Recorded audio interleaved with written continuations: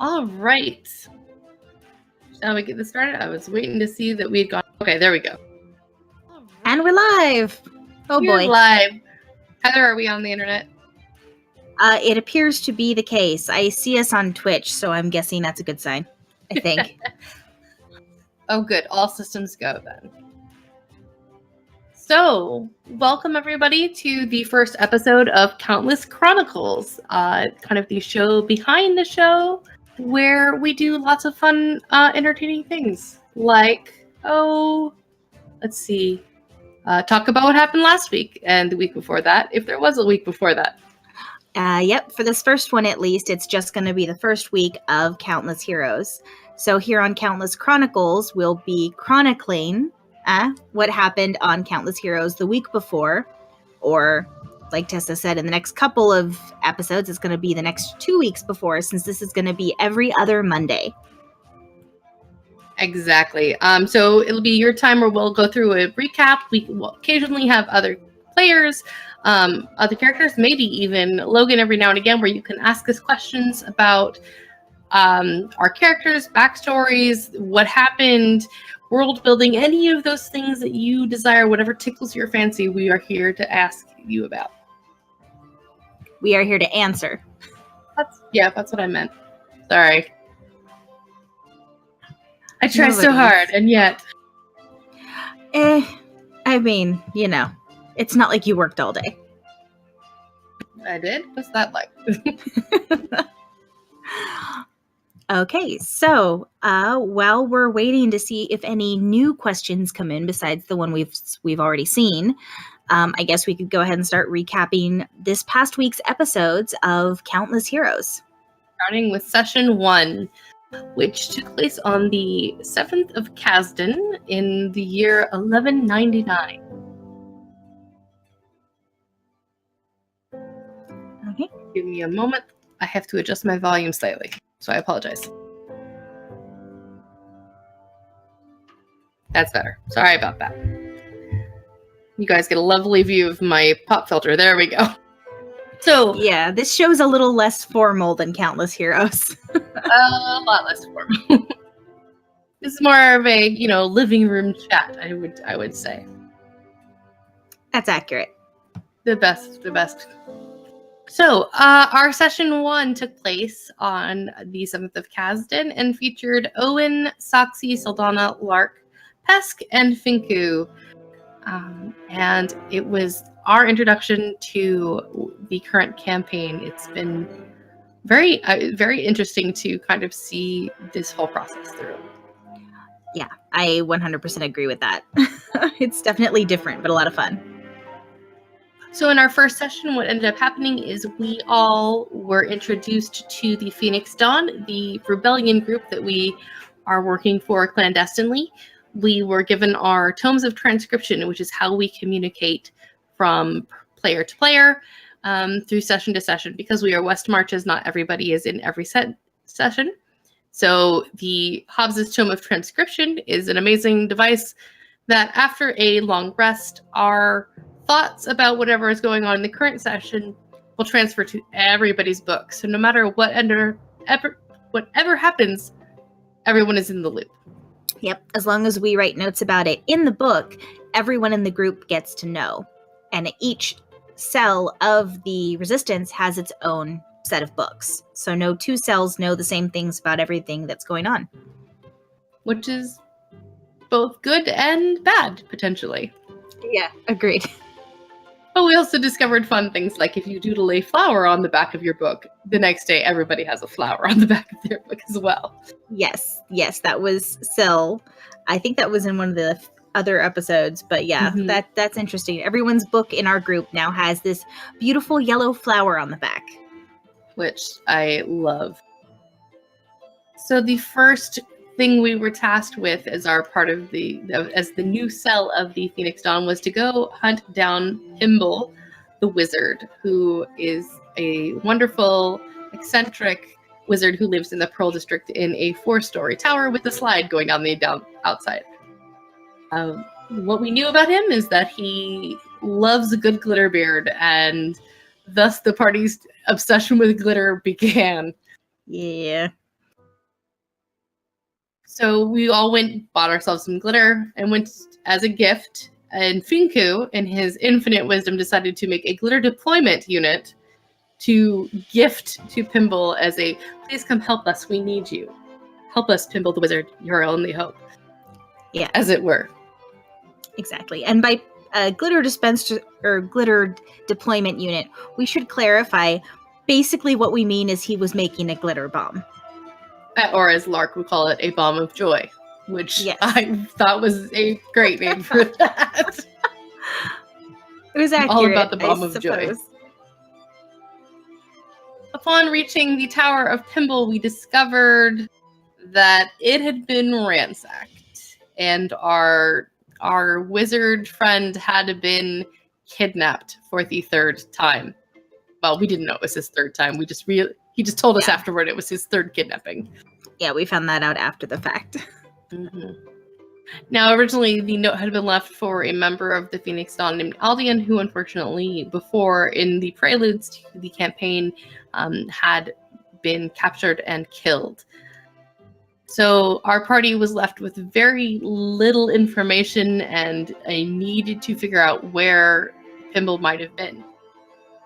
After talking to a few folks around the town, members of the Phoenix Dawn, who reminded us that it's usually not a good idea to go back to them in large groups because it's kind of conspicuous, led us to the trail of Bezel and his adorable I don't know if they're misguided or not, but Bezel's servant, who spoke in third person. And where Lark overfed some fish, and Pesk tried her best to save them poorly. She tried really hard. I think that counts for something. She did try very hard. But even trying sometimes is not the most effective way to do things.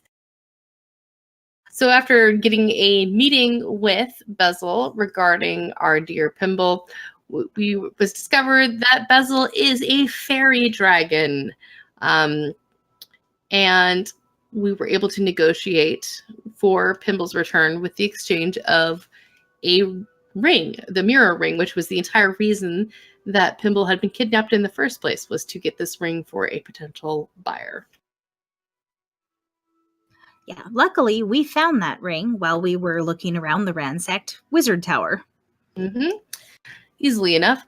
Lark and Pesk are not huge fans of Bezel. We found out as Lark accidentally knocked over the clock that Bezel likes to hang out around. And Pesk may or may not have insulted Bezel's mother in Draconic. And by may or may not, I mean she totally did. Yeah, just a little bit. Yep.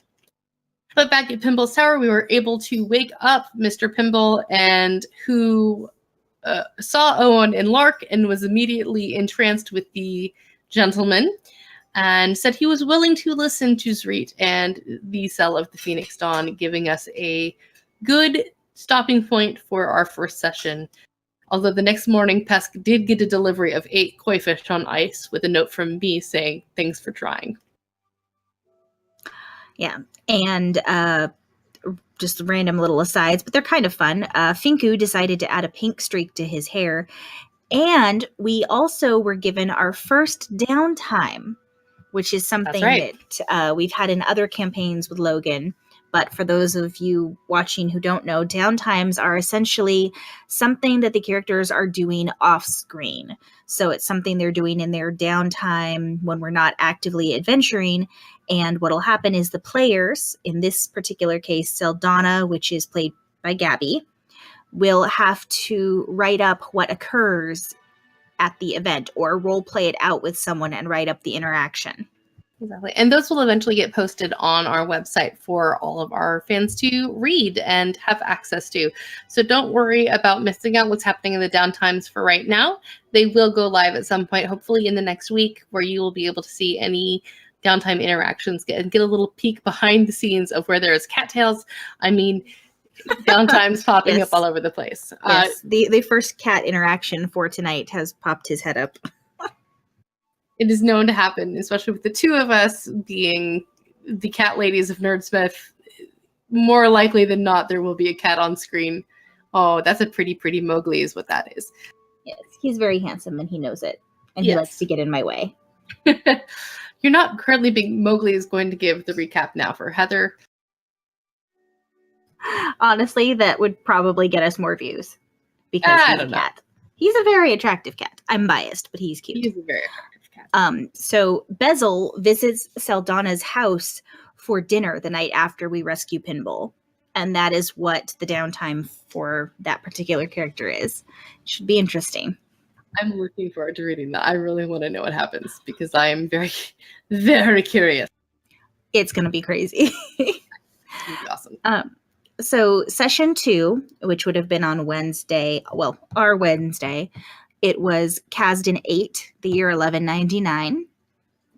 And it featured the characters of Pesk, Lark, Yoth, Mari, Oshin, and Primeheart. Everyone started off at the safe house again, and they were discussing the negotiations that need to occur with Pinball. You should say that this is actually a different safe house every time. We have several different safe houses that we facilitate between just to make sure that we are harder to track. Always important to not get caught in a world such as this, where everything is dangerous and potentially deadly. So it's a very interesting dynamic. Yes, very much so. For anyone who hasn't caught on to that part of it or who hasn't seen it yet, the entire group, our group of players for the object of this game, we're going to be part of a basically resistance cell. The resistance as a whole is called the Phoenix Dawn. We're one of the cells, and we are being led by an Aarakocra named Zreet. And a half-orc named Tira. Yeah. And so we have several different safe houses that our particular cell uses. So it's going to keep things bouncing around. But this was a fun session. Yes, it was. At this safe house, they discussed the plans to negotiate with Pinball, and Zreet gave the group 3 different scrolls to negotiate with, and they were different colors. So they were supposed to start off basically with like the low ball negotiation and then work their way up in order to try to get him to work with us. Although he was very sad that one of those colors was not purple. Apparently that is his color right now. He's very much having a purple phase. Yes, lots of purple beard glitter all over the place. So anyway, everyone goes to Pinball's and everything's going well. There's lots of little asides and RP moments. And then eventually everyone goes in and starts talking and hanging out with Mo. Well, I should say Yoth, Mari, and Pesk decide to go eat lunch. I forgot about that. Yeah, and then we went to the Olive Grove. Yes, the Olive Grove. When you're here, you're a party. And then Lark, Oshin, and Primeheart met Mo, who's the Mo drone, which is Pinball's servant. And they got to hang out with him for a little while. At the Olive Grove, Pesk, Mari, and Yoth got to eat some fantastic food, only to discover they were a little short on money at the end. Yeah. And had to send back some wine. It's luckily a little more expensive than the regular Olive Garden. Yes. The Olive Grove is more expensive than the Olive Garden, although they both have unlimited breadsticks. Which is important. Yes, and Flumphamari. Yes. Yes, they had flump calamari. Very gotta important. Have some flump everywhere. And luckily, Pinball happened to be lunching there and paid for their meal, so that took care of that problem. They ended up going back to Pinball's and doing the negotiations. There was a lot of flirting between Pinball and some of the other characters, specifically Oshin, Primeheart, and Lark. I can't talk today. So what we've discovered through... Yoth tried. Did not work. Yeah, Yoth kind of tried. It was a little more half-hearted on his part, I think. But for the most part, we have discovered that Pinball has a type, which is large men. Because Primeheart and Lark are both Goliaths, and Oshin is a Furbolg. And Pinball was very happy with all 3 of them. Yes, it was. I loved his moment of stopping. He walked into his house, stopped, closed the door, took a deep breath, and walked back in to make a better entrance. Pimble is extra in all of the best ways, and I adore him. Yeah, he's so much fun. All the interactions with him just make me crack up all the time. We don't always remember to push the button so you guys hear us, but we are pretty much laughing the entire time. We need to get better about that. Yes. Sorry about that for anyone who likes to hear us laugh. No worries. Also, just so you guys know, because I'm seeing a few people starting to join us in the chat here in Twitch, Heather and I are monitoring Twitch for any questions or comments or anything you'd like us to talk about. We're also monitoring Facebook and Twitter. If anyone has questions about the show, our characters, Logan's DM style, or anything about the World of Vale, please feel free to send them to us. If it's spoilery, we will not promise that we will answer all of your questions, but we will at least tell you to wait until a further date than that. Something might come up soon. That's true. Please do feel free to ask questions. We are more than happy. Yeah, definitely happy to answer questions as we go. So at Pinball's, the negotiations went as expected. Pinball agreed to work with us. Like Tessa said, he was sad there was no purple scroll, but he was okay with the final offer. And he said the only thing beyond that he really wanted is that he wanted the Phoenix Dawn to somehow get his ring back to him, specifically the mirrored ring that Bezel had demanded in exchange for Pinball's safety in the previous episode. Yep. One thing we did forget to mention during our recap of the first episode is that Bezel didn't want the ring for himself. He was actually acting more as a procurer for the item, and he was going to sell it to someone else who wanted it. So basically, he was the middleman. Someone came to him and said, I want XYZ, and he went and got it for them. And that's what he likes to do. So we know that Bezel doesn't have it, and we don't know who he sold it to. Luckily, Pinball has a connection with some of the associates of Bezel, including a gnome woman by the name of Strap, who Pinball gave us the information on where to meet Strap and how to get the information, trading in one of his favors for us to get the information so we could get his ring back. Yes, which worked out well. Yes. We also, the group as a whole, went back to the Beer Forge, which is a local bar. Specifically, it's a bar. There's no inn above stairs, so it's not a tavern. And it's owned by the daughter of someone who was one of the founding members of the resistance against the Vampire King. Yep. So she has a special code up on the order board. Anytime we see the price of a specific drink called the Sicily Special is listed as 10 gold instead of 20, we know that it's not safe to talk because there's people in the bar who might pass on information or who aren't in the know and therefore not safe to talk around. It's an excellent code especially for people who need to have clandestine meetings without giving away information.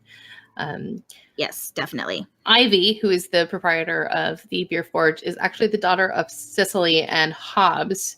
Hobbs of the Tome of Transcription. I wanted to say transmography for a second. I'm like, that's not right. No. The Tome of Transcription and then the Beer Forge. In our preludes, the two of them got together, and they were a couple of favorites, I think. Yes, definitely. But it was also at the Beer Forge where the group was introduced to the Green Iron Goblins. Specifically, they met Patsy the Third, who went looking for coin for the Green Iron Aid Fund to help the goblins, because with the economy having crashed from what it previously was, they don't have as much work. In this particular world, the goblins are not, hordes of evil little green things trying to destroy us, because that's not fun. They're actually tinkerers, or at least the group nearest the city of Cinderhaven are. Yeah, not all of the goblins are great, and not all of the goblins are bad. It's a little bit more. Logan's World tends to be a little bit more shades of gray than black and white. There's really not a whole lot that is truly evil, and not a lot that is truly good. Everyone operates within shades of gray, like the real world. Yeah, it definitely keeps us on our toes. Yes. But Patsy the Third gave the group some really fancy folded, what was it? What did they call it? Not origami, goblin-gami. Oh, I have hang on, let me look at it because I wrote it down because I was so entranced by the name. But essentially little origami figurines that were really awesome and moved around when you pulled on different things. And ultimately, the group went and met up with Strap. They had to go to a certain set of barrels on a certain dock and put a certain symbol on the barrels to get her to show up. It's or a goblin. Or a goblin. That's what it was. And she showed up along with her dog, who goes by the name Buckle. She's a little gnomish woman, and she rides Buckle, this big St. Bernard dog, around. And she ends up telling the group that the mirror ring was purchased by a man named Tybalt Lockridge for his father, as a way to try to protect him, because the senior Lockridge had been receiving death threats quite often. Yep. So, banking on the knowledge that the group has with one of our members in particular, knowing the Lockridge family, we head off to the address of the Lockridges to do what Yoth called a casing of the joint. But Multiple unfortunately, discovered upon our arrival there that not only were the Lockridges inside, they were no longer living. And once investigated further and the ring was not at all in the presence of the house, they were also unliving and became very disgusting zombies that the group had to dispatch.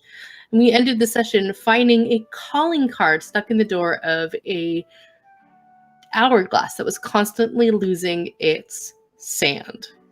Yeah, so every time you turned the hourglass, the image would shift, and it was of an hourglass slowly dripping the sand constantly. Yep, which is a very cool enchantment.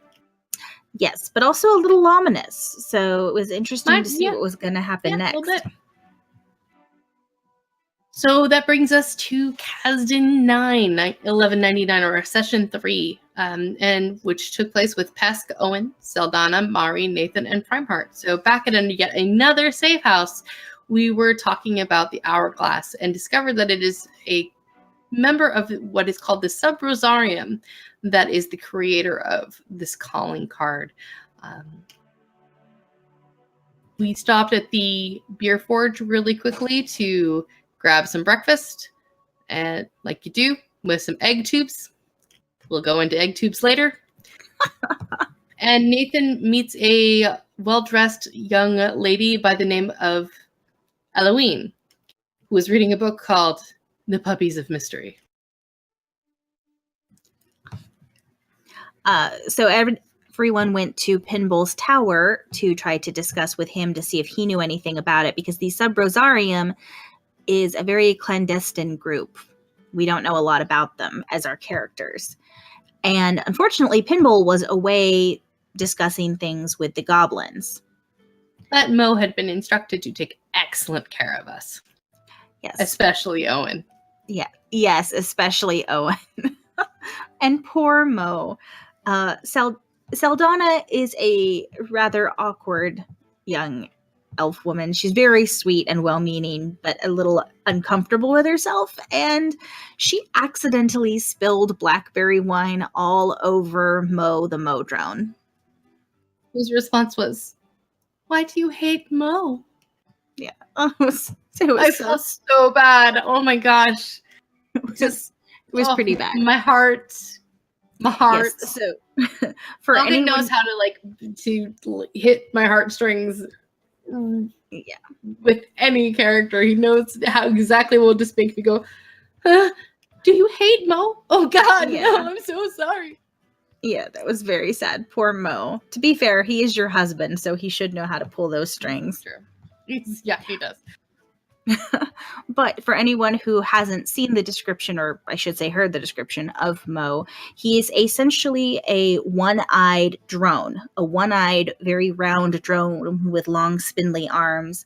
So he's machine, but also alive thanks to magic. And the poor guy had blackberry wine just dripping down his face, like running mascara all around his eye and getting into all the cracks on his seams and everything. He had to go scrub himself down with a giant toothbrush. Pesk went and helped and got the hard-to-reach places with the toothbrush, in which then Mo suggested, since Pesk knows what it's like to have itchy scales, that they make an arrangement to basically, you scratch my back, I'll scrub yours, literally and then maybe we won't be so itchy all the time. Yeah. So eventually the group left and decided to try to catch up with Pinball over by the Goblin City, the Goblin Village. So they headed to the Skyroot Forest, which is a large banyan tree forest that is next to Cinder Haven. And that happens to also be where Primeheart lives. Yes, it's also where Primeheart lives. He has his very own little hut there where he actually has some awakened trees that do gardening type things for him. It's very cute. It's very cute.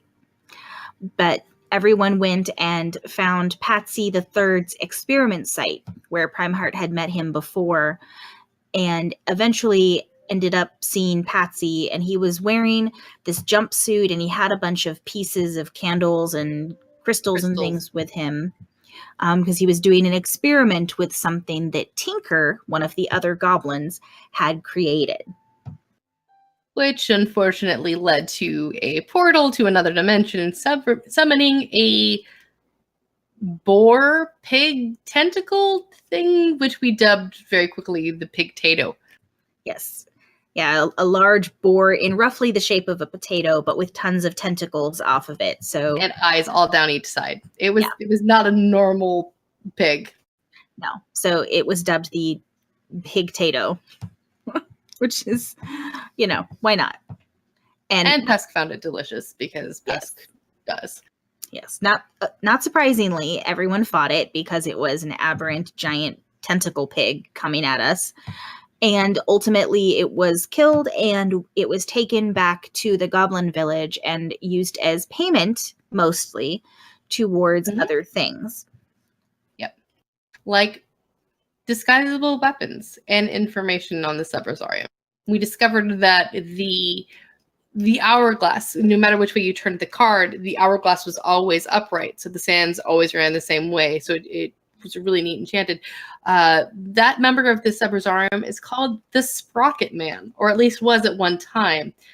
So eventually, after making our agreements and our trades for our information, we did decide to go back to Pimble and find him.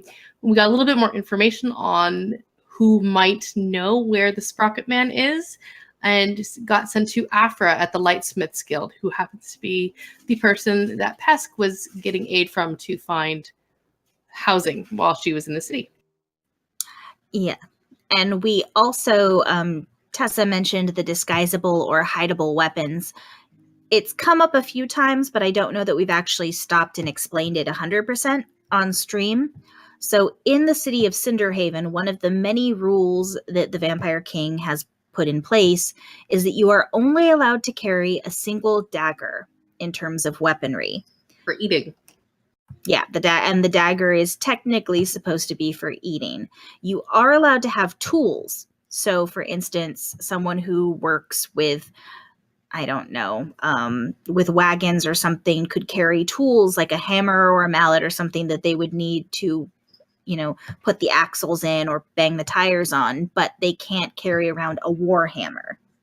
Much to Pesk's sadness, because that is her weapon of choice. Yeah, Soxy doesn't like it either. She wants her sword. So, go ahead. So the group has commissioned the goblins to see if they can make some way to hide weapons that we could then carry around in the city so that we can actually be, able to arm ourselves and defend ourselves if we get into a fight. While we're at Pimble's tower, there is Pimble definitely notes a change in Saldana and asks Saldana what happened between the last time they saw each other. And he also remarked that should Saldana ever need a place to go, or if she's ever in need of help, she's always welcome at his tower, which was incredibly generous. We also found out that in order to get the Sprocket Man's attention, we have to go to a specific park in the section of the city known as Greywall and fly a kite at 9 a.m. So we decided to go fly a kite. Well, I don't know that the kite flew so much as was held up. Yeah, but the thought was there. Afra, the True. member of the Lightsmiths Guild, let Pesca know, who was kind of interrogating / questioning a little bit too much, that the Sprocket Man is not somebody to trifle with, that they've lost a lot in their lives, and while he's not necessarily inherently bad, he's been through a lot and can be kind of dangerous, so it's important not to underestimate or judge him a little too harshly. Correct. Which brings us to the next day in Session 4, the 10th of Kasdan, featuring GB, Rosie, Lark, Syl, Lanik, and O'Sheen. That's right. So the party started off in Barrel Run, which is sort of the merchant area of Cinderhaven, and they were still attempting to recover Pinball's ring. Didn't we already get it? Nope, not at this point. We didn't get the ring until this session. This is the session they found it. That's right. This is Heather not remembering which order things happened. Ha! That's why we have notes to remind us. Yay! So they were able to. That's right, because we got it from the. Yeah. Okay. Now I remember. So that's why we have a team of scribes that all take notes during our session and then collaborate to be like, yes, did we miss anything? No, good. Okay, good. Yeah, there's like 6 of us that take notes as we go and then add information into one spot so that we can all find it. We're just 2 of them. So the Subrosarium, yep. And the people we had gotten information from told us that we could find the Sprocket Man by going to that park and flying the kite. So we went and did that. Well, first they met at the beer forge to make the kite and have their breakfast of egg tubes. Yes, egg tubes. Delicious egg tubes. So to explain egg tubes, because does it really need an explanation? Just egg tubes. I feel like it does. So for anyone who spends a lot of time online, you may have seen, I think it was a few months ago now, there was this thing online. It's basically this kitchen machine that you can have where it's a long, tall cylinder and you crack a few eggs into it and it cooks the eggs and then ejects the egg tube out. And it literally looks like just a floppy tube of egg. The word they use in the ad is extrudes the egg out, which is just wrong. It doesn't look appealing at all. Well, at some point, we thought they were funny or somehow it came up and they ended up becoming a thing in Cinderhaven. So at the Beer Forge specifically, everything comes on sticks. So they have a special crucible that goes into the heat of the forge where they cook things that they put a stick into and they put eggs in it and sometimes bacon and stuff. And you get an egg tube on a stick. It's delicious. It honestly doesn't sound that bad until people start like putting them in things, then I'm not down for it. Yoth has this weird fascination with putting the egg tubes in his beer, and I'm not about that. That is just it sounds so disgusting. Hard pass on putting egg tubes in my beer. Yeah. I don't like beer as a general rule, but I don't want eggs in it at all. No, me neither. Yuck. So everyone started off there having breakfast and getting the kite figured out, and then headed over to Greywall. And while the kite didn't work quite as planned, O'Sheen had a great idea along with GB, to hold up Sam, GB's invisible servant, holding the kite and walking around the park. So it looks like this kite is flying, even though it's being held, which attracts the most interesting soothsayer I have ever witnessed as the super goth poetry master. Hey man, I like your kite. Yeah. It was amazing. I was dying. But then out of nowhere delivers this poem about destruction of beauty for selfish reasons and death and the absence of people in the city. And mainly, especially the idea that these people moving about and damaging the peace of the city is just kind of amazing. So, yeah. As he gets ready to leave, the group goes, is that the Sprocket Man? Does he know about this thing? And I start waving the card, of which the sands in the hourglass have now shrunk, going, can we ask you about this? And luckily, he knows exactly where to take them, to a beautiful mural in the Temple District, which has been abandoned since the worship of most of the gods of Vale has been outlawed in Cinderhaven. Yes, and this mural is not of a god or goddess. It's actually of a very beautiful elven woman. And in particular, her eyes are very moving and enigmatic. But it's surrounded by just rings and rings and rings of flowers. Mostly dead flowers at this point. Yeah, like someone's been leaving flowers and, you know, in honor of the woman in this painting repeatedly over a rather long stretch of time. After a little bit of digging, it is discovered, or at least the knowledge is imparted, that one of the large founders of this era of enlightenment, Lady Enith, who was in the city, had a funeral that was very similar to this, which lasted for an entire week of people bringing rows and rows and flowers. So we gather that it is kind of a funeral rite for this person. Unfortunately, there's so much of the dead flowers at this point. There's kind of this rotting composting smell under everything. So Lark uses his divine sense to figure out if there is evil or anything surrounding it. Now, the city of Cinderhaven, being ruled currently by a vampire despot, always smells a little bit evil. But in this particular situation, it was noted that the scent was more neutral than anything. So not good or bad, just is. So Oshin uses detect magic and sees some magic down another alley as people hear someone running away, and they go to investigate. That's right. So the group ended up inside one of the many buildings that were in the area and went through several different rooms trying to find a person and eventually narrowed it down. Now, the way they all went in the room was a little interesting. Syl had gone up on the roof.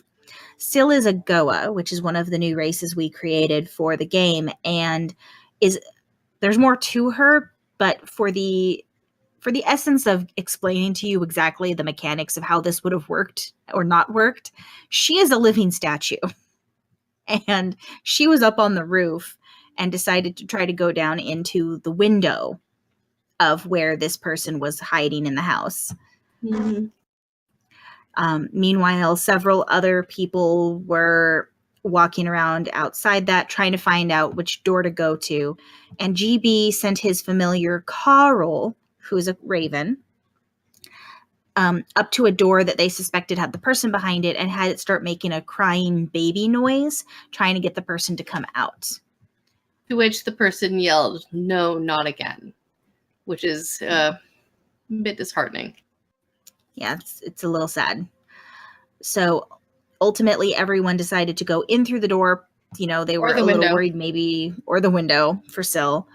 And they ended up finding a half-elf there with black hair and very sharp features. And he was wearing armor and a quiver and a bow. And he looked like he'd been crying. In order to get into the room, Syl actually accidentally breaks the window as she's going in. So. And the Syl. Oh, Syl breaks the Syl. Okay.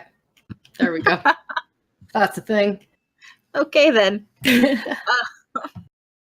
But they discover that this gentleman is Tyrell, also known as the Sprocket Man, who is very upset when he realizes we have his calling card and not Tybalt, who the card was left for.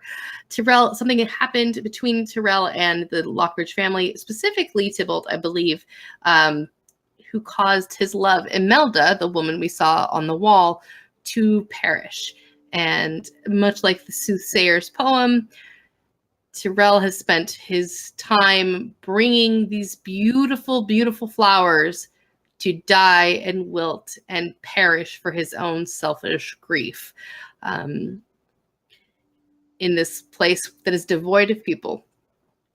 So there's a discussion that does not go very well when Tyrell realizes that the only reason that we have this card is because of a stupid ring, and the rest of the party is not happy that Tyrell's purpose in life at this point is to bring pain and suffering to the Lockridge family. That's right. To be fair, we don't know much about the Lockridge family at this point as our characters. We know that Tybalt wanted the ring for his father. We don't know if Tybalt even knew how Bezel was going about acquiring it, so we don't know anything about that. We do know that the majority of the noble families in Cinderhaven, in order to maintain their nobility and their status, have had to some degree or another, suck up to the Vampire King and do his bidding, because that's how you stay in power in Cinderhaven. You suck up to the vampire? Yeah, I didn't think that one through. No, you did not. Damn it. Okay, anyway. Rosie, being the sweet, lovable goblin that she is, tries her best to reason with Tyrell and show him that there is more to life than revenge and anger and sadness. And whether or not she actually got through to him remains to be seen. But she tried. She tried very hard. And they leave Tyrell, mirror ring in hand, ready to head back to Pimble. But first, a stop at Barrel Run to get some glitter, because what makes everything better? Glitter. I am a firm believer that glitter makes everything better. I adore glitter. I love it. All of the glitter, all of the time. You are very much the opposite of me in that. 100%. Heather is one of those people that consider, well, I'm talking about myself in the third person. Wow, I'm tired. I am one of those people that considers glitter awful. I've heard it referred to as crafting herpes, in Glurpies. that it's just this virus that sticks around and you can't get rid of, just like glitter. Like once it's on you, it never goes away. It's there forever and it's awful. Yeah, glurpies. Or amazing. It's in college we joked that it's the only inorganic material that somehow replicates itself on its own. Like, somehow it multiplies and breeds without having the ability to actually do so. You just can't get rid of it, and it's awful. I will agree to disagree with you on that one. I find glitter amazing, but that's okay. Yeah. Sorry to anyone who likes glitter. I don't want it on me. Heather, glitter deployment unit. No, don't do it. So the party went and got more glitter At the before going to see. Shop. Yes, before going to see Pinball again. In particular, I believe O'Sheen wanted to get some more glitter to decorate himself with before they went to see Pinball. Yep. And Syl loved it. Yes, as Syl is an artist and loves color. As they were shopping for glitter, Lannick happens to see a couple of kids running down behind on a canal, right on a bridge, just as a boat goes underneath it, and somehow magically lift this, magically is a bad word to use in this situation, stealthily procure this basket of fruit. The kids don't look poor. They don't look like they've been malnourished or anything. They look like they're bored, meaning kids probably aren't stealing baskets to eat. They're stealing it because they can. Yeah, which unsurprisingly, the group doesn't really care for all that much. Exactly. The group chases the kids down using intimidation, a combination of intimidation and GB's hold person. GB is a dog. For those of you who did not meet GB, he's an awakened canine wizard. He is adorable and amazing, but also can be terrifying when he growls out, "Stop!" and suddenly you can't move. So they managed to, with everyone working together, get the basket of fruit back and march the kids off to go pay the vendor for their troubles, only to realize the vendor is long gone at this point. So make the kids promise not to steal again. And luckily, nothing came to blows because the kids did pull a bunch of daggers as everybody came around the corner. Yep. So Yeah, which is partly why everyone got so mad at them at the end, because they pulled a dagger specifically on GB, which no one was okay with. Yeah, no. So we went back to Pinball's tower and finally had his ring for him. He wasn't there initially, so Syl actually was playing with the slide, and luckily Lark remembered that the bottom of the slide has a prestidigitation spell on it and was able to knock her out of the way so that all of her paint and glitter that she had put into her mouth didn't get washed away by the spell. Exactly. Mo lets us in and serves some delicious drinks. We've discovered that Pimble is a vegetarian and does not serve any sort of meat or anything, which is totally fine with pretty much everybody. I think Rosie is adorable and has little sticky goblin fingers and tries to lift a statue of 3 monkeys. Syl gets distracted trying to watch, and poor Mo is once again covered in blackberry wine, but at least this time doesn't think anybody hates him because everybody comes and rushes to help him get cleaned off.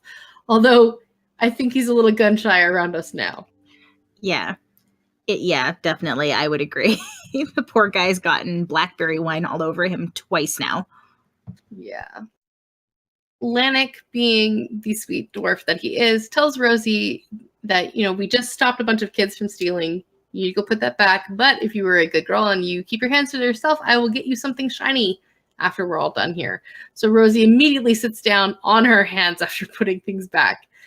In which Pimble comes down. There is a conversation about why Rosie is sitting on her hands, and she eventually fesses up to what she had initially wanted to do, but did not. That's right. And she does ultimately get rewarded for it in more than one way. Obviously, Lennox said he would make her something that was unique and all her own. And then also Pinball at the end was very sweet and gave her one of the statues that she'd been interested in. And told her for every time that she visits and doesn't try and steal a shiny, she'll get another piece of the statue. Yes. So now she has a goal for when she goes to visit his house, because there's a lot of shiny things. Very much so. Pimble is incredibly excited to meet Syl, realizing that Syl is made of air shell and he has never seen any up close. He's especially never seen any untransmuted air shell. So he's delighted by meeting her and seeing her sketchbook. Pimble lets the party know that the Lockridges are tied to charitable organizations in the city, but also that they've done some shady things to stay in power. He also lets us know that he went to school with Tyrell and Imelda and knew that Tyrell was learning magic in school, focusing on necromancy. He had thought they had died, both of them, long ago. Yes, he thought they both died during the Bloodfang riots, which were the riots that occurred in the city right after everyone found out for certain that Goodsbury, the current king, is a vampire. O'Sheen stays for lunch after the party leaves for a little one-on-one time with Mr. Pimble. Yes. I was delighted. Dun. Completely delighted. Utterly delighted. Yes. I enjoyed that little tidbit. And so Pimble has his ring back. Our business is concluded as Pimble has said, business before pleasure. Yes. He is getting to get ready, started working for the Phoenix Dawn. Sorry, my cat is very insistently meowing at my feet right now. On the morrow. And we have concluded one of our first plot lines as we go into session 5. That's right. Session 5, which was Kasdan 1199. For anyone who hasn't caught on yet, each day is corresponding to a day of August. So Kasdan 11 is also August 11th, and the episode that we played that particular day. It may not always be the case that it's a new day, or it may also there may be several days that pass between in the world of Vale rather than in between our sessions, but we will make a note of when there is a time skip like that. Definitely. We'll make sure you know. So session 5 included GB, Pesk, Sil, Finku, Lark, and Soxy. Everyone met up at the Beer Forge to discuss information with Zreet again, and she was there playing on stage in her group Bacapella, which consists of her, another Aarakocra, and 2 Kenku. We also saw that the Sicily special was at 20 gold pieces, so we know we can talk. Exactly. Zreet comes over after her set and asks if we maybe think we could get Tyrell on the side of the Phoenix Dawn. GB and a couple of others are against that idea, but in cautioning that Tyrell's motivations seem very much revenge-oriented, so the conversation doesn't go very far. The group does decide that they will attempt to talk to him at some point, but we're not sure how far they'll get. Yeah, we're not entirely sure if he's going to work well with others or not. In particular, will he work well with us? Exactly. One thing we do all agree on is that it's worth talking to the Green Iron Village where the goblins are to see about commissioning weapons for us as much as we can afford to. Unfortunately, the Phoenix Dawn doesn't have a lot of money, being that it's a resistance group and not well funded. Right. But we do know that Pesk had paid for part of their commissioned work with the boar, the pigtato that had been killed, and 3/4 of the meat. Pesk kept the other quarter of it for her own snacking needs. So she fried it up and had some pig taters? Yes. She had pig taters. That's amazing. Oh, I'm not entirely sure that sounds appealing, but okay. Pig taters. Oh, God. The group makes their way out to the Skyroot Forest, which is a giant banyan forest on the outskirts of town that grows figs, of all things. There is a local legend that if you hold a fig while you're walking the forest, you'll never get lost. I just think they're tasty snacks. Both me and Pesk enjoy figs immensely. I would agree.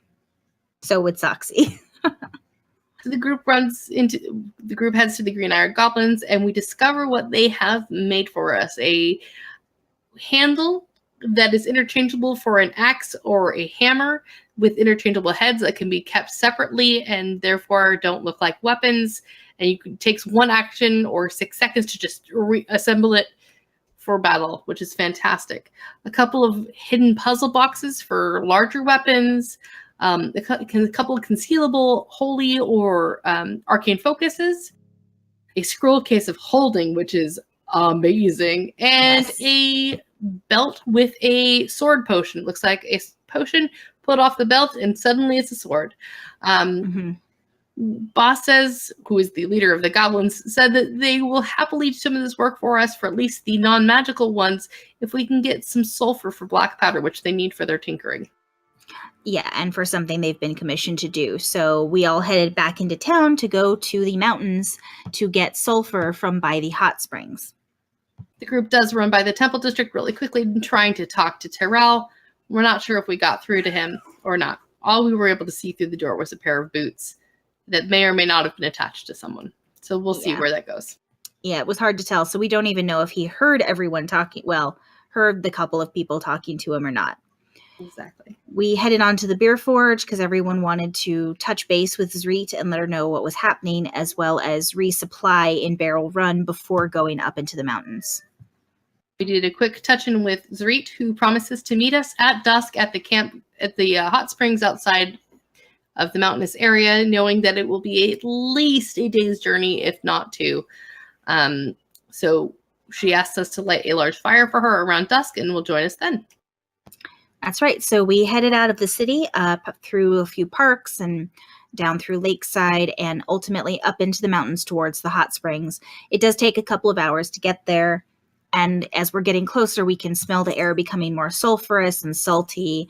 And once we get to the hot springs, we go looking to see if we can find a source of sulfur, because there's not enough in just the salt rings around the actual springs. We're going to need a lot more than that for what the goblins need.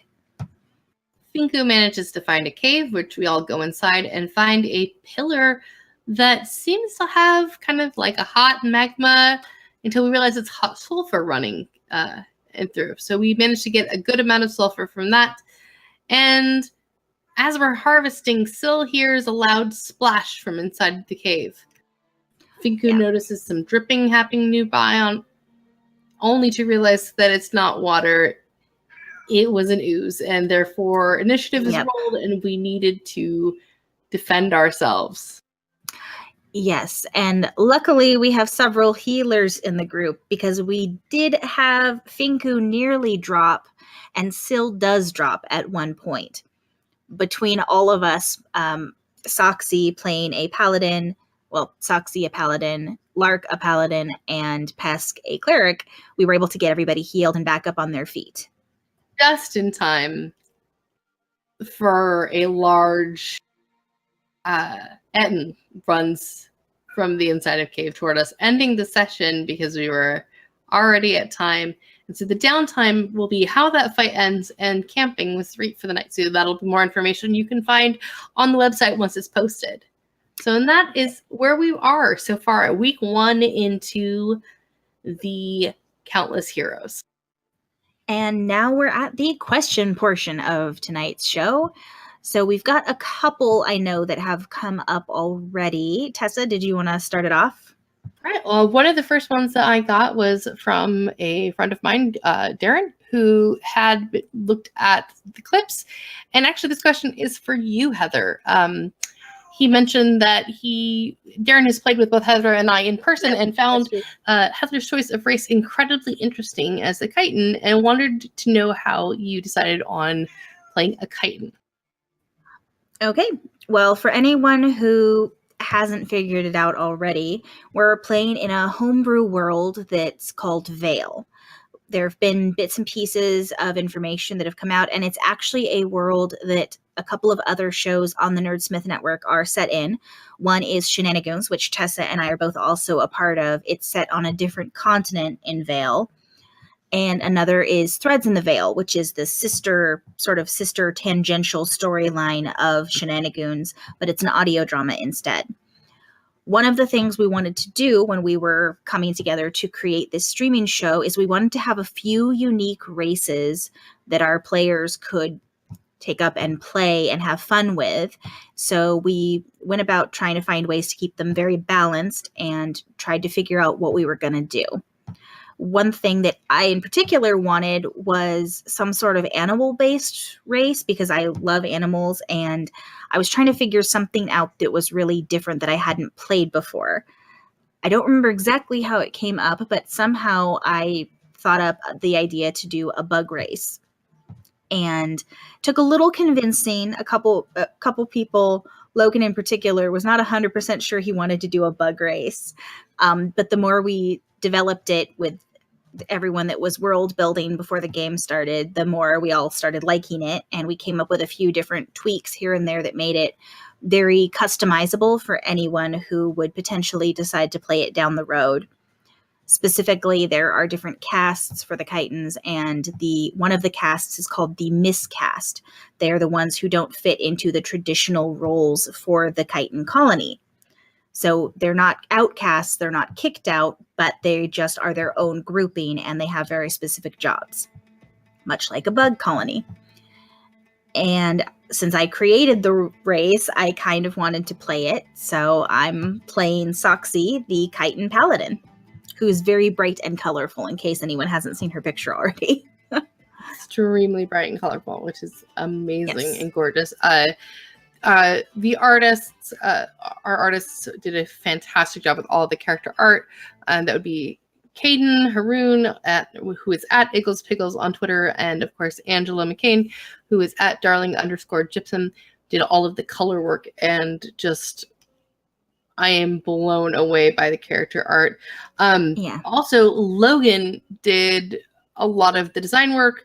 He created our logo. He's done most of the design work for the Twitch layout and everything, which looks amazing. Along with Angela's help really good. As well for doing the custom frames and things like that. The two of them worked very closely together to create some amazing layouts. So we have very talented players and a DM. So for anyone who doesn't know, Caden, who did the original line art, is playing Nathan, the human warlock from our campaign. You'll notice that he's the one with the eye patch. And then Angela, who did the color work, is playing Syl the Barbarian, who is the Goa that I mentioned earlier. Just both incredible artists. Yeah, everything came out really gorgeous. So I'm looking to see if there's any other questions that have popped up in chat. I'm not seeing anything in chat, so now you guys feel free to ask any questions. I have Logan on standby. If anybody has questions for Logan, I can ping him really quickly. Yeah, so we are at your disposal. Yes. In the meantime, I have a question that it's not I know the answer, but I feel like a lot of people probably don't know the answer, and I feel like we should clarify at some point probably, which is why does Pesk keep calling everybody meat friends and meat snacks? Lizard folk, Pesk is a lizard folk, and lizard folk have very interesting ideas on society. Pesk has been raised in a culture and a society that doesn't really interact with humans or other creatures, humanoids, a lot. They're fairly insular. And lizard folk tend to see outside races in one of two ways. One, they're basically hatchlings. They're kind of stupid, but they're real cute. So we're going to pat them on their head and be like, okay, you go do that. And just be safe, be careful, don't watch yourself, that kind of mentality. Or on the other hand is, well, you're clearly sentient, so I don't want anything bad to happen to you, but in a pinch, if you are no longer living, technically you're food. You're technically food and you should serve a purpose. Lizard folk society believe that everything has a purpose, whether living or dead. While you were alive, you were still fulfilling that purpose. Once you're dead, better to be serving yet another purpose than to basically essentially be quote unquote going to waste. So that is Pest's mindset, is she would rather honor you by putting you to purpose than to let you just be stagnant. There is a cycle to life. You should continue the cycle. If you're not continuing the cycle, then you're not fulfilling nature's goals. Pesk would assume that if she were to die, somebody would eat her because that's how life goes. It's going to be an interesting. It's going to be an interesting growing pains for Pesk, because while there's this kind of rift in how lizard folks see outside races as lizard folk are people, everyone else is meat people. They're people, but they're not lizard folk, so there's kind of this divide between them. So, and there's already starting to be cracks in her ideas between what isn't and isn't persons.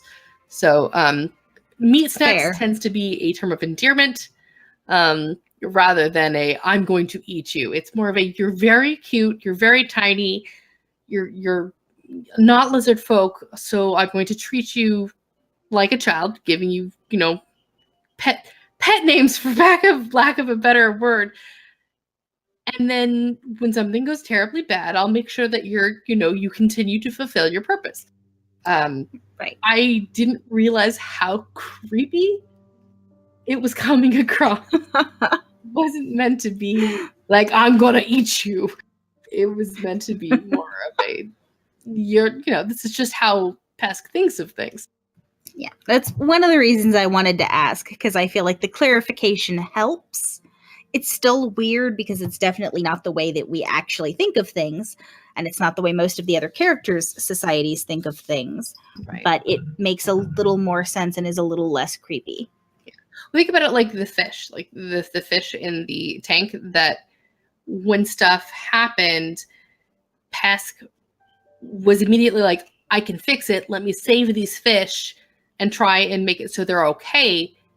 But when that didn't work, she was like, okay, I tried to save them. That didn't work. I'm going to let them fulfill their purpose and make them food. Yeah. And we did get a question in the chat. What do you feel was the most significant interaction in game last week? That's really hard. There was a lot of really significant interactions.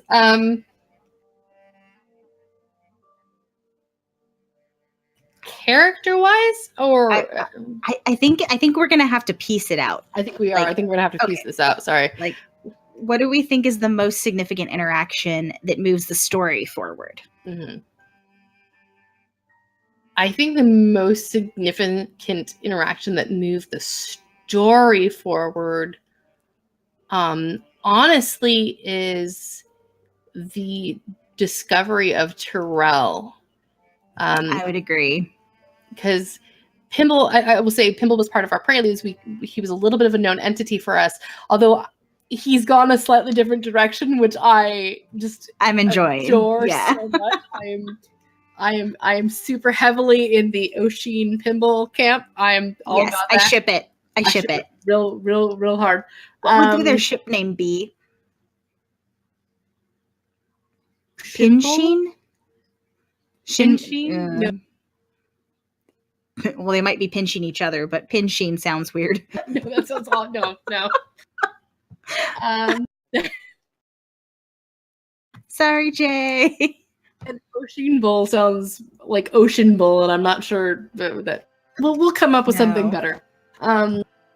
So this idea of this character Tyrell that we don't know much about, and there's a very clear he's doing something that's Pimble. Not great. Pimble. I saw that. I like Pimble. He's doing something that's clearly not right. But there's a motivation that's something clearly bad happened to him at some point. So it's how do we work this around, and how can we bring him into the Phoenix Dawn and make him useful? I love your child in the background. I don't know what they're doing, but it's hilarious. They're making cereal. And yeah, so that happened. Okay, but yes, I like Pinbolg as a ship name. I approve. Yeah, I agree. It's going to be interesting to see where things go with Tyrell. He's one of those characters where he's definitely not a good person, but like you said, something clearly horrible happened to him at some point that has twisted him from whatever he must have been before, especially since Pinball mentions that he was friends with Tyrell and Imelda before everything happened with the riots. So whatever happened must have been bad. Yeah, I really want to know what that was. As far as other significant interactions, I think getting to know almost all of the characters, I say almost all of the characters because we have one character that we've not been introduced to yet, the amazing Pip, who I cannot wait for. I'm excited. I think it's so hard. There were so many really good interactions. Ooh, I just saw another really good question. Sorry, so I got distracted for a second. I think just the character interactions of getting to know each other were really great. I liked the moment between Pimble and Saldana where I don't know how much of the party, because not everybody knows, it just had caught on that something was very off with Saldana. I loved the moment of Lark accidentally breaking Bezel's clock.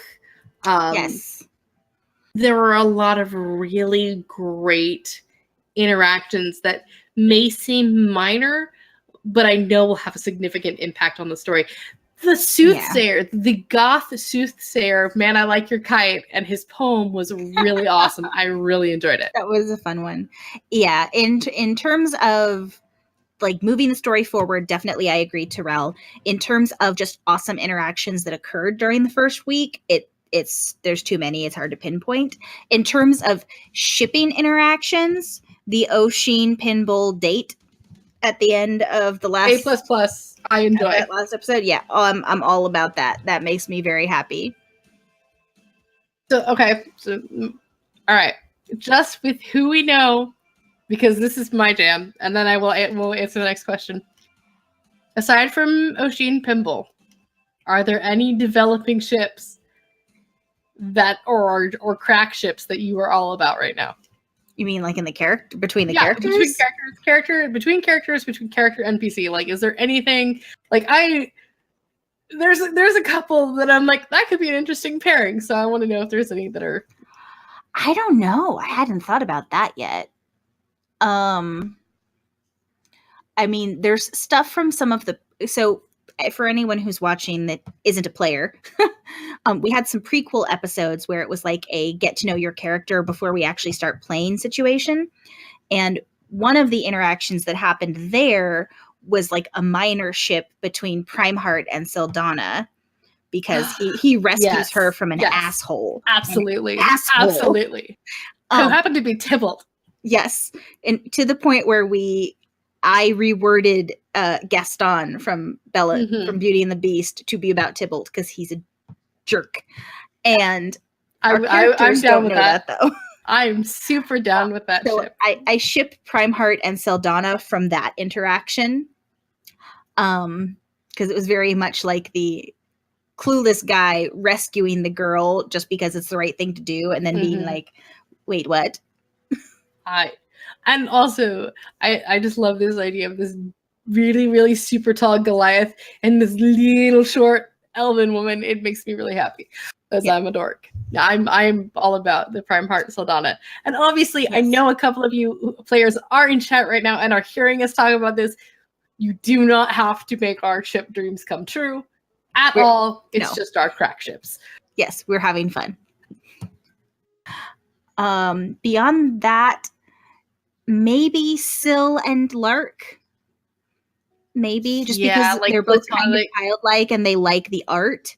But I feel super cutesy. I don't see that as being like a super heavy romantic involvement, but I see that as being like a really sweet, almost like puppy love kind of. Yeah. I would agree. I like that idea. I'm into that. Yes. And for anyone who's wondering, we are strictly doing this based off the characters, nothing about like real life interactions with people. Most of us, like a lot of us, live in completely different states. Russell, who plays Finku, is in England, so he's not even in the same country as the rest of us. So we're not shipping this IRL. This is all just the characters. Yep. So the question we got was, would you be able to give a slight synopsis of your deities, being that you're both divine classes? Which I think is an interesting one. Yes, and we absolutely can do that. I will let you know that deities and dogma are still kind of being tweaked in the world. So it's not, we can let you know a little bit. Some of it is still being developed currently. Why don't you go ahead and go first? Because I've talked a lot about Stomir, I think, from in person. So go ahead and focus on Soxy for a minute. Okay. So Soxy, being a chitin, we did come up with two different chitin gods. One's a god, one's a goddess. But the one she follows is called Adaloxtli, which is really hard to say. I realized after I created it. She is the goddess of Tempest and Arcana. So basically, she represents the chaos, but also the beauty of magic and nature. She's like a literal chaos butterfly. You know that, right? Yeah, she's literally a chaos butterfly, which is very much something that I thought a group of insect created, well, specifically a race of people that are insect touched by fey magic would have likely thought up as some sort of god or goddess to have. And that is who Soxy follows. She is chaotic neutral, the goddess. And for anyone who cares about alignments. And yeah, so her symbol, it's still being worked on a little bit, but at the moment at least, her symbol is a yellow butterfly with a lightning bolt for a body, and it's on a dark blue background. Tusk follows Stomir, who is the god of Forge and Tempest. He is your quintessential dwarven man at a forge, forging out of lightning. Very, very much Thor, very Odin. kind of a combo of that. Stomir's like the ultimate god of crafters. He is all about using nature and your surroundings to create, which is what Pesk strives for. She is always looking for new things to craft, new things to create in honor of Stomir. That's kind of how she made her way here, is by chasing storms, literally chasing lightning storms across the continent, always in search of that next big find that she can craft into something. Yep. All right. I believe that Stomir is lawful neutral. Yeah. We're not, for anyone who's listening, we're not doing a lot of hardcore in-depth looking at alignments for the purposes of our campaign. It's generally not something that our DM Logan tends to focus on very heavily. Obviously, there are people who are good and who are evil and who fall in between those two. But in terms of, changing alignments and things like that, it does happen a little bit, but usually you have to do something pretty bad to have it really be a thing, as Tessa learned in a previous campaign. Yep. I was going to say it happened to me, but I wasn't going to reference that campaign because that's one on the tally list. Oh, crap. We do have another question. Was there an MVP from week 1? That's a good question. It's kind of hard to say. Really hard. It'd be easier to go like episode by episode, session by session, and see who the MVP was, because just going for all of them, we didn't all play together and we didn't all play the same storyline. So saying who was the best on any given day is tricky. Yeah. I would say Owen was definitely MVP of session 1. Yes. Just for being able to be articulate in ways that no one else in the party was able to be. Yeah. His character was the only high charisma character playing that night. My character is a paladin, but because of the way that our stats came about, which is spoilery, so I can't go into it. Yeah, no spoilers. Because of how it happened, she is not high charisma. And so he was the only high charisma character in our party that night. Luckily, we had him there because he had to do basically all the negotiations. Pesk is Pesk is not smart and not charismatic. Yeah, my charisma's not my dump stat, but it's definitely not good considering I use it as my casting stat. My int and my charisma are the same number. And they're real bad, so we'll just leave it at that. Okay. Yeah, definitely I agree. Owen was the MVP Absolutely. For the first session. For the second session, let's see, dealing with getting Pinball to agree and finding out about the Lockridge situation. Primarch did some awesome stuff during that fight that was really helpful. That's true. I would agree. I would say Primarch. He helped a lot during that fight and kept people going. Yeah, and Primarch I think would be MVP for session 2. He was instrumental in using his abilities to keep people up and boosted. Agreed. Pesk was not being a good cleric in that session. I kind of got stuck off to the side, so I would say that Pinball was definitely. Yeah. Session 3. For session 3, that's true. That's when you guys fought the Pigtato. That's the Pigtato. And honestly, you all did a really good job fighting the Pigtato. The tasty, tasty Pigtato.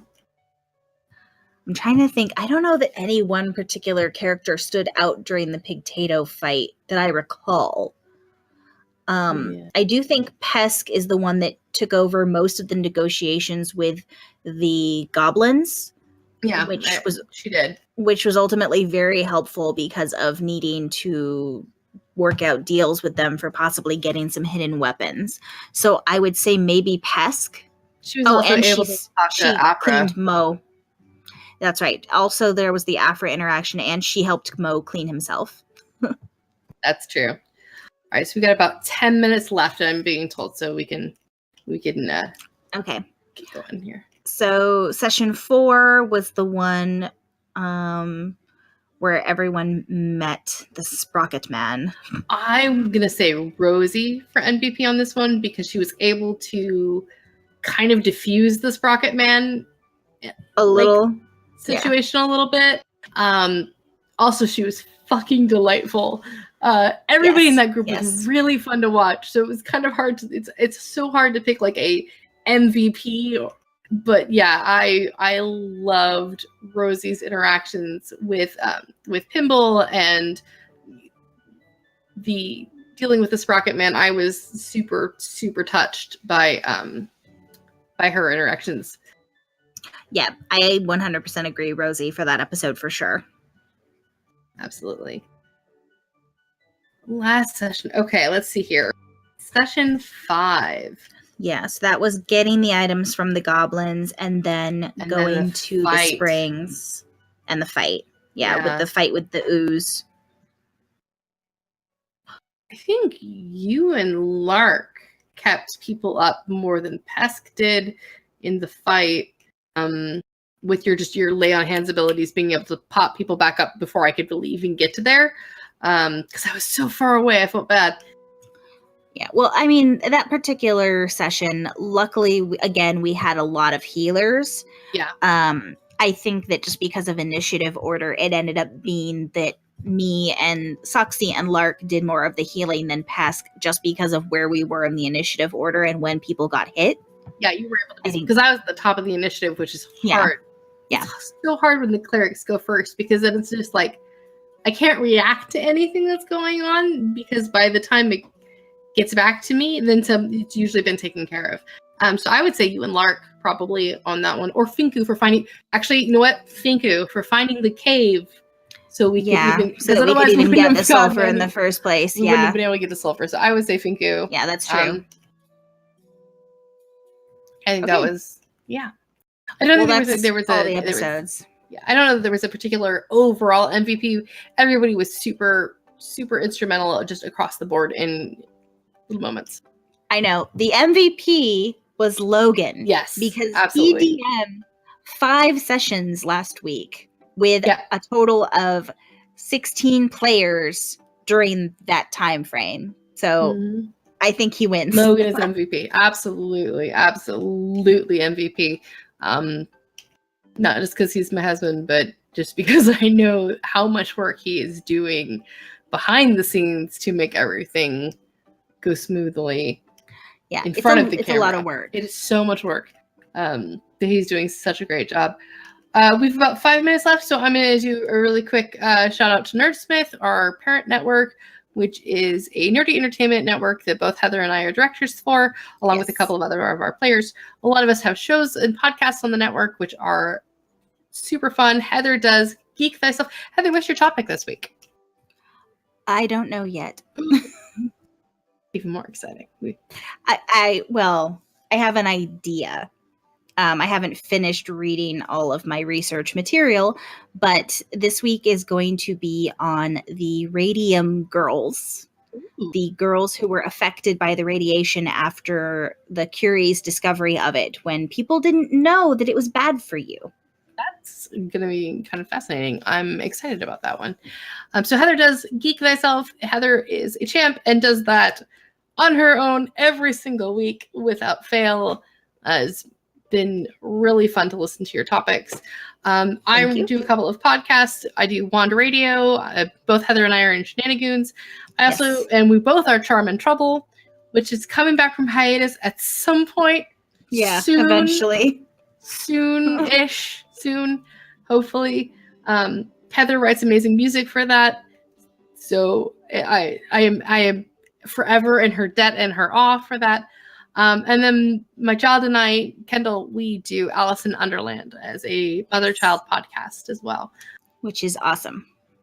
Who you saw poking in and out because we're a little bit more relaxed tonight and I don't have my backdrop super up close. Yes. Also, a big shout out to World Anvil for anyone who hasn't already heard it and who can't see it on screen right now where it says special thanks, World Anvil is an amazing website where you can world build and keep things organized. And they have partnered with us to get this stream going and help us to create our world on their site. It's not up for everyone yet. We're still working out the kinks and putting all the information up, but it will be available with more information there soon. Especially for Nerdsmith subscribers, will have access to the quote-unquote behind the scenes and World Anvil. Also, just so you guys know, this stream is a part of the Nerdsmith network where you can donate if you like what we're doing and feel like saying, oh, hey, you know what? I can give you guys $5 for being awesome and doing what you do. Awesome. We love you. Thank you if you feel like doing that. If you subscribe here on Twitch, this stream particularly is for charity. We will be announcing our charity hopefully this week. We have one particular in mind. I think we're just waiting on a couple of confirmation details so all subscription proceeds will go to charity. A small cut will go to Nerdsmith to help us do things like keep the lights on, keep our internet connections working and functioning, and hosting fees and things like that.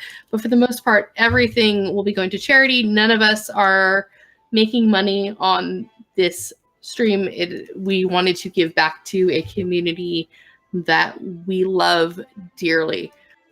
Yep, we're all doing this for free, for shits and giggles, all on our own. So, exactly. Hopefully you enjoy it.